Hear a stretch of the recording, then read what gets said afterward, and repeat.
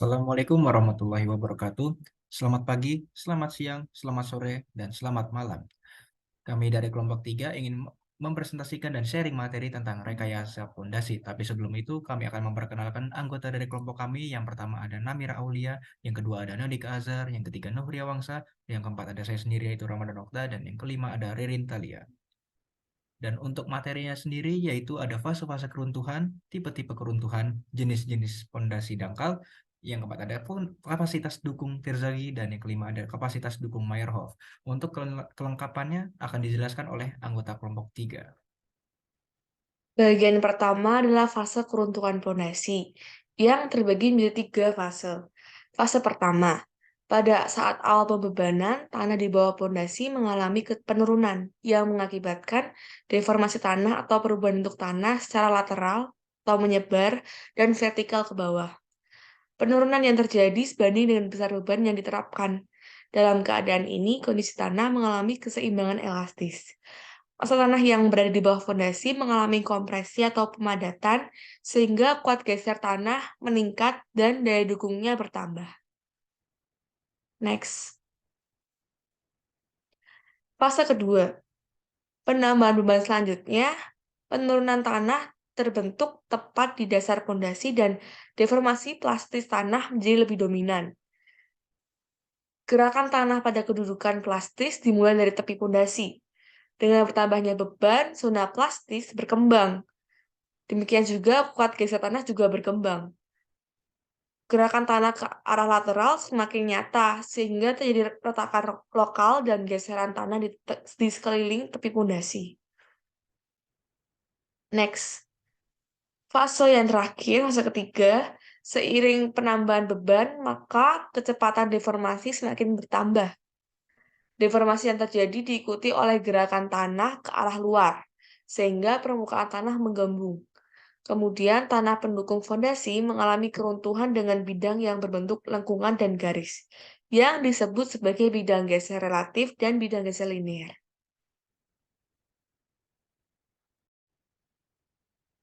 Baik, nama saya Ramadan Okta dan saya akan menjelaskan dan sharing materi kedua yaitu tipe-tipe keruntuhan. Nah, untuk yang pertama itu ada keruntuhan geser umum. Nah, untuk keruntuhan tersebut itu model keruntuhan itu terjadi pada pondasi yang relatif dengan terletak pada pasir padat atau kira-kira dengan sudut geser sebesar 36 derajat. Nah, pondasi tersebut juga cenderung runtuh pada pasir padat yang mempunyai kerapatan relatif sebesar atau dan lebih besar dari 67%. Nah, untuk bidang longsornya sendiri itu berbentuk lengkung dan garis lurus yang berkembang hingga ke permukaan tanah seperti gambar di samping. Lalu yang kedua ada keruntuhan geser lokal atau local shear failure. Nah, untuk tipe keruntuhannya sendiri hampir sama dengan keruntuhan geser umum, namun bidang runtuh yang terbentuk tidak sampai mencapai permukaan tanah. Nah, untuk model keruntuhan geser lokalnya sendiri itu terletak pada fondasi yang relatif dangkal dan terletak pada pasir padat atau kira-kira dengan sudut geser 29 derajat. Nah, pondasi tersebut cenderung runtuh pada pasir padat yang mempunyai kerapatan relatif di antara 30% sampai 67%. Nah, untuk bentuknya seperti gambar di samping. Untuk yang ketiga yaitu keruntuhan penetrasi atau penetration failure atau punching shear failure. Nah, pada tipe keruntuhan tersebut dapat dikatakan keruntuhan geser tanah terjadi ya. Akibatnya gara-gara beban yang menyebabkan pemampatan tanah di sekitar pondasi. Nah, untuk gambarnya ada di samping. Dan untuk pondasinya pada pasir yang sangat longgar itu kerapatannya sekitar 30%. Selanjutnya ada jenis-jenis pondasi dangkal. Pondasi dangkal adalah pondasi yang kedalamannya dekat dengan permukaan tanah, umumnya hanya sekitar 3 meter dan mendukung beban secara langsung. Pondasi dangkal atau shallow foundation sering digunakan pada wilayah yang kondisi tanahnya kuat untuk menampung beban bangunan. Jadi pondasi dangkal itu mempunyai tipe-tipe. Yang pertama itu ada pondasi telapak. Salah satu jenis pondasi dangkal yang bekerja menahan beban secara terpusat dari kolom, sehingga penempatannya sama persis pada titik-titik penempatan kolom bangunan.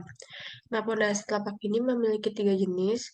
Yang pertama itu pondasi telapak tunggal, untuk memikul sebuah kolom tunggal seperti tugu, menara, pilar jembatan, dan lain-lain. Yang kedua itu ada pondasi telapak menerus untuk menyangga suatu bangunan yang panjang seperti dinding penahan tanah dan bangunan. Yang ketiga itu ada pondasi telapak gabungan, sangat cocok untuk beban kolom yang besar dan daya dukung tanah yang kecil. Selanjutnya ada pondasi rakit. Pondasi rakit adalah pondasi yang dibuat dari plat beton bertulang dengan bentuknya mirip rakit. Pondasi ini dapat dipakai pada struktur dengan beban yang ringan pada jenis tanah lunak. Dalam hal ini, pondasi rakit dirancang untuk menjangkau zona-zona dengan tekanan bantalan yang dapat ditoleransi serta tingkat penurunan yang dapat diterima.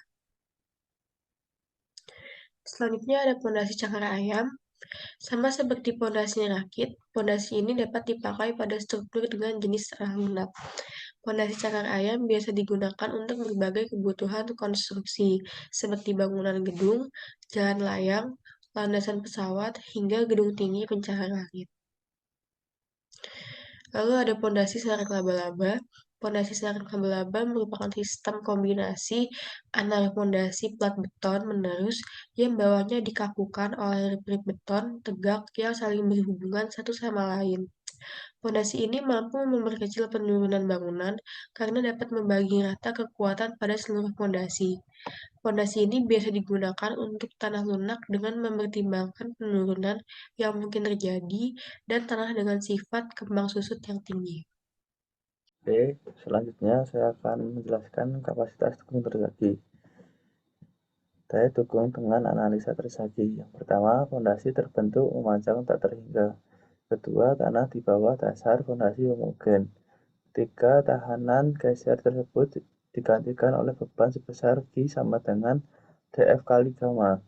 Yang keempat, tahanan geser tanah di atas fondasi diabaikan. Yang lima, untuk fondasi menerus, penyelesaian masalah seperti pada analisa dua dimensi, analisa distribusi tegangan di bawah dasar fondasi menurut teori tersagi.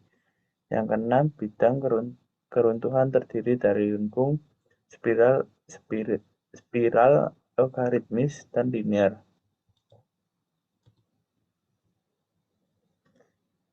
Kemudian ada persamaan tersagi. Yang pertama, fondasi bujur sangar, yaitu G ultimate sama dengan 1,3 dikali C dikali NC ditambah P0 dikali NG ditambah 0,4 dikali gamma dikali B dikali N gamma.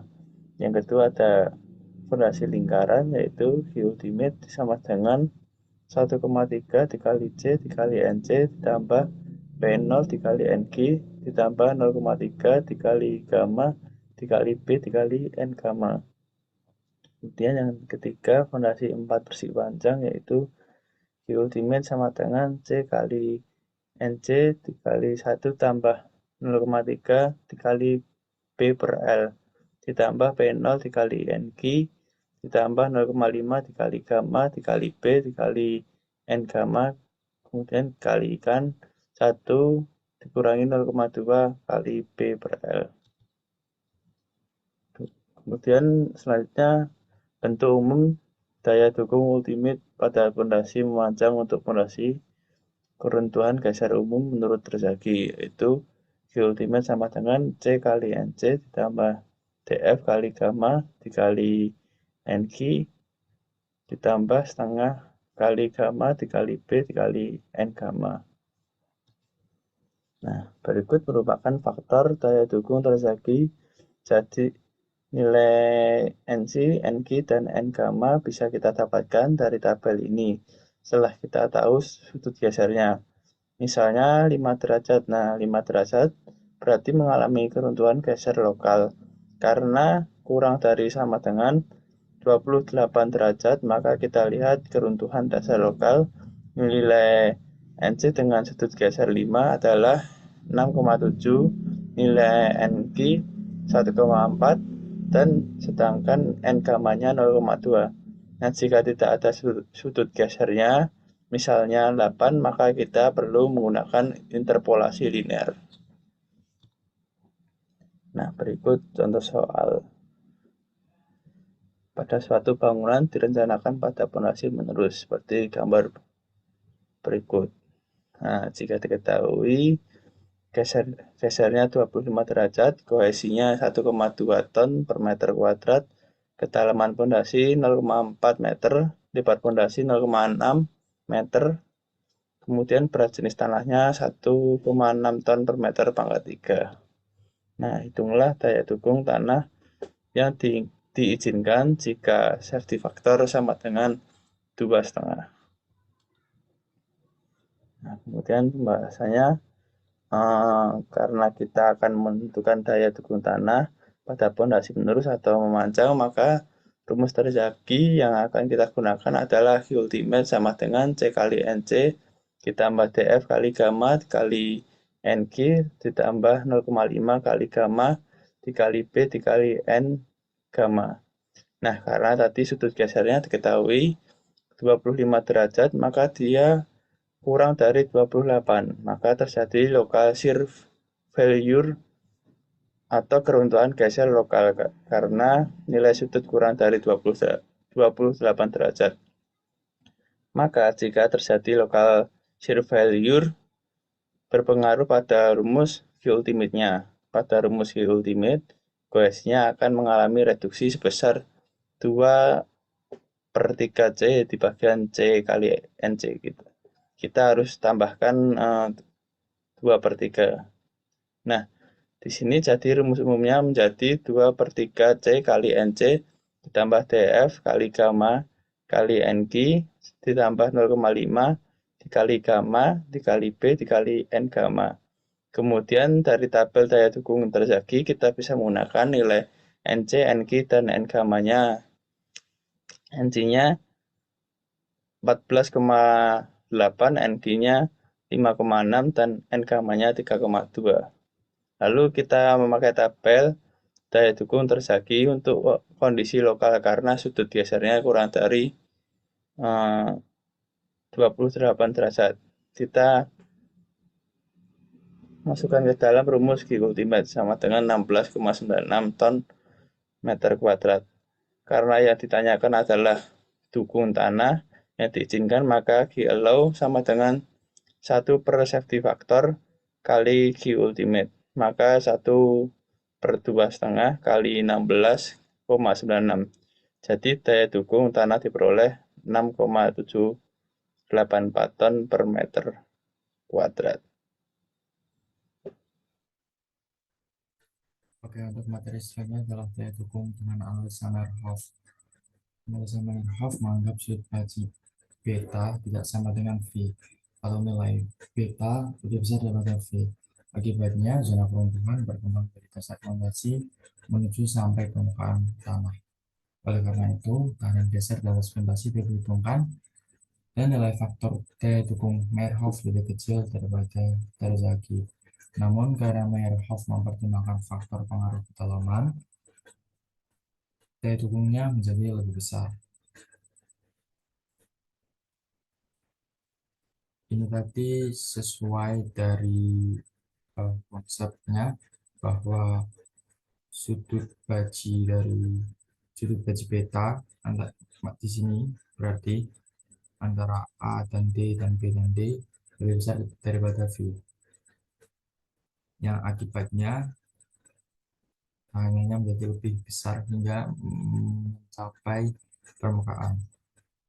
Selain itu, Meyerhof juga memberikan persamaan daya dukung dengan mempertimbangkan bentuk fondasi, kemudian beban, dan kuat geser tanah di atas dasar fondasi. Rumusnya adalah QU sama dengan SC, DC, IC, C kali NC, ditambah SQ, DQ, IQ, P0 kali NQ, ditambah S gamma, D gamma, I gamma, 0,5, P aksen, gamma, N gamma. Dengan QU sama dengan daya dukung ultimate, NC, NQ, dan N gamma sama dengan faktor daya dukung untuk fondasi memanjang, SC, SQ, dan S gamma adalah faktor bentuk fondasi. DC, DQ, dan D gamma adalah faktor kedalaman fondasi. IC, IQ, dan I gamma sama dengan faktor kemiringan beban. P aksen sama dengan lebar fondasi efektif. P0 sama dengan tekanan overburden atau tekanan tanah itu sendiri.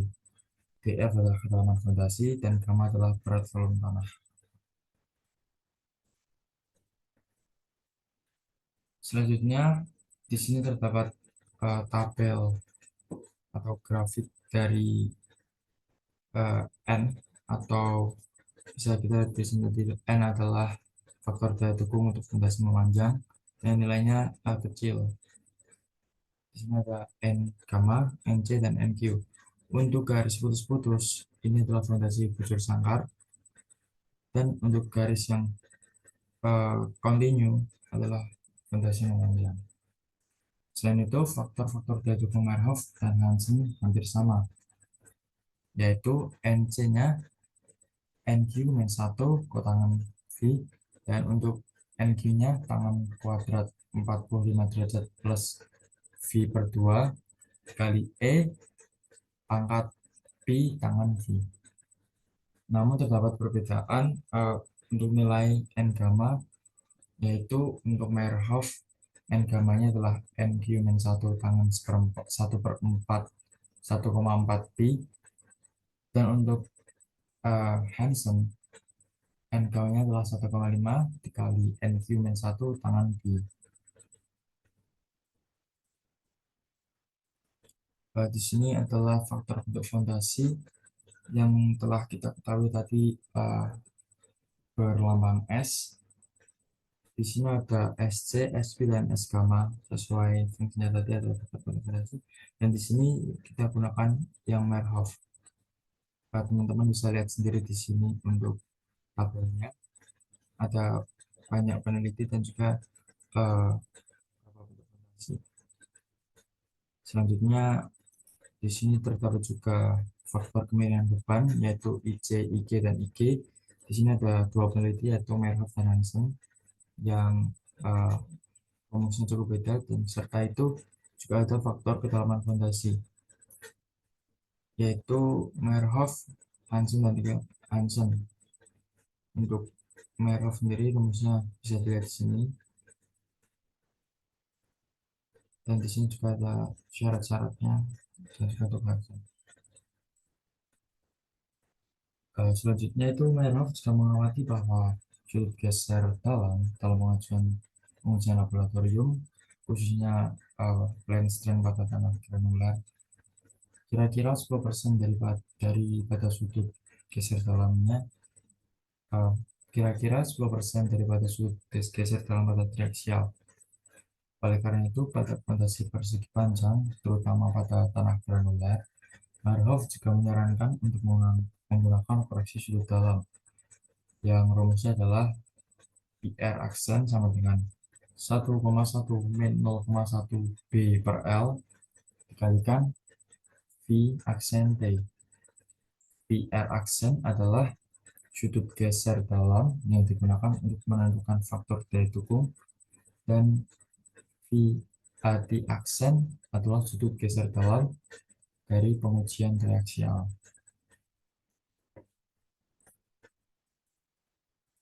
Nah, mungkin itu saja yang bisa kelompok kami sampaikan. Apabila ada kurang lebihnya, mohon maaf. Terima kasih. Wassalamualaikum warahmatullahi wabarakatuh.